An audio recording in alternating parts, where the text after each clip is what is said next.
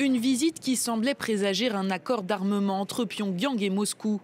Finalement, malgré l'intérêt porté par Kim Jong-un sur ses avions de chasse russes, le Kremlin l'assure en tout cas officiellement, il n'a pas l'intention de rompre ses engagements internationaux.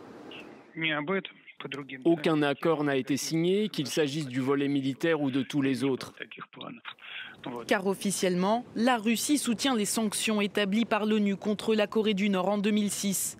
Kim Jong-un a visité plusieurs usines aéronautiques ce vendredi dans la région de Khabarovsk, située dans l'extrême-orient russe. Au programme, l'inspection d'installations dédiées à la production d'avions de combat, mais aussi la démonstration en vol d'un chasseur Sukhoi Su-35. Le même type d'avion qui a été livré à Téhéran par Moscou. Via ce déplacement, le dirigeant nord-coréen suit ainsi les traces de son père. Car en 2002, l'usine a été visitée par Kim Jong-il, le père du très respecté Kim Jong-un. Il y a plein de souvenirs de cette visite dans l'usine. Il y a des photos, il y a des vidéos. Washington soupçonne Moscou de se rapprocher encore de Pyongyang pour lui acheter des armes et ainsi renforcer son offensive en Ukraine. La Corée du Nord possède certaines ressources qui pourraient en effet intéresser la Russie.